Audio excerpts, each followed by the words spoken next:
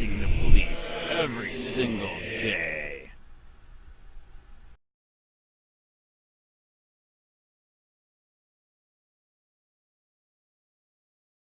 Charlotte County Sheriff Bill Prummell Deputy Ruben Gonzales busted for sex with 16-year-old girl while on duty. Got to quit, not charged, and keeps his badge. CCSO deputy resigned amid statutory rape claim. By Ann Easker. Staff writer. Elizabeth Green was 16 years old when she began a sexual relationship with Charlotte County Sheriff's Deputy Ruben Gonzales. He was 30 at the time, married to another woman, and Green says it started as more of a father-daughter relationship. At 16, I was already vulnerable, Green said, reached by phone last week. I had been sexually molested by a relative less than a year prior to meeting Ruben.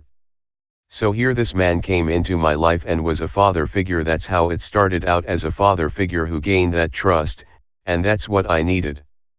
But when it came down to it, it wasn't. He did exactly what the relative had done. Green's relationship with Gonzales continued into her adult life. He eventually divorced his first wife and married her. The couple had 2 children, but Green says he was controlling and emotionally abusive. Last year, she said she finally had the strength to leave him. In June, she reported their sexual activity from when she was a teenager to the sheriff's office, which investigated him for unlawful sexual activity with a minor. The case was sent to the state attorney's office for review but ultimately turned down due to the expired statute of limitations. In Florida, the statute of limitations for sexual activity with a minor expires 3 years after the victim turns 18 or the incident is reported to law enforcement, whichever comes first. It was incredibly frustrating, Green said. It felt like I finally had somebody to listen and understand that there was something going on, and then we got that kicked back, and they said statute of limitations. Victims should not be told they have a certain amount of time to speak within, because you're not always ready when the state says you need to be ready. Green initially met Gonzales through his first wife, who was the manager of a photography studio in the area. Green said she got her first job there, and Gonzales would sometimes give her a ride, since she didn't yet have a license. She said he was the first person she opened up to about the sexual abuse by her family member, which occurred from the time she was 4 years old until she was 15. Because it was difficult to talk about, she ended up emailing him the details of what happened. At that age, when you're telling somebody, you want them to make it stop, she said. You want help. You want them to do something. You want them to make it okay.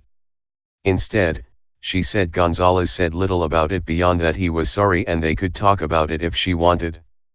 He did not report the abuse to his agency or allegedly offer help in any other way. Shortly afterward, their sexual relationship began, she said. He used much of the same language the abusive relative did, she said, stating how he would get in trouble if anyone else found out, making her feel like she needed to protect him as she'd protected her abusive family member. There's no difference between one predator that was the relative and this other predator who was a 30-year-old police officer, she said. Their first sexual encounter occurred on July 4, 2001, according to an internal affairs investigation. Their relationship continued afterward, with sexual activity occurring at times in Gonzales' patrol car, while he was in uniform and on duty, she said.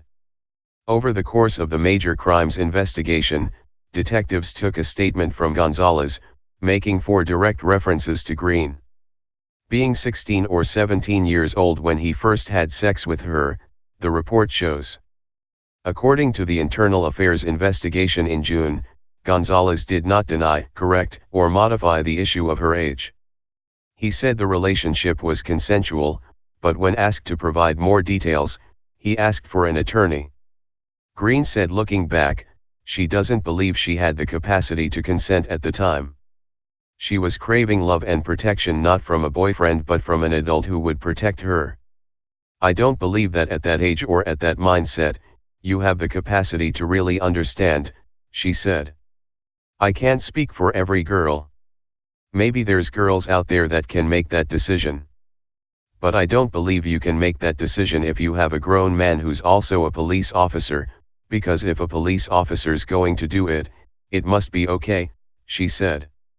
Though the state attorney's office could not potentially prosecute the case, the ensuing internal affairs investigation found sustained allegations of violation of law and conduct unbecoming.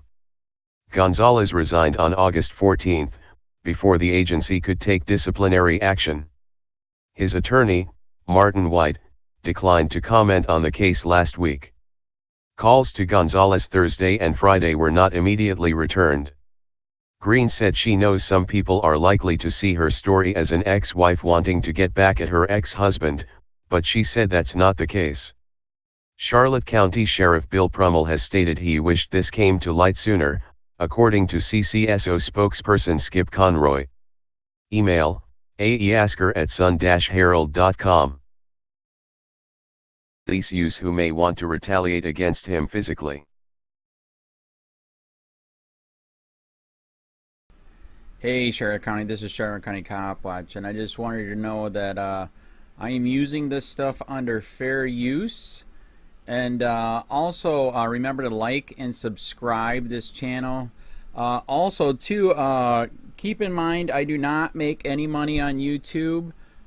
This is 5 hours work a day, you know, fighting for freedom. And you can donate with PayPal and Patreon. I just want you to think about this. If everybody gives to PayPal and Patreon, Patreon is every month. Actually, PayPal you can do every month. I have 12,000 subscribers. If everybody gives, I can quit my regular job and go full-time investigations on Charlotte County and possibly even more and beyond. So just keep that in mind. If everybody helps out, I can go full-time doing this. Thanks.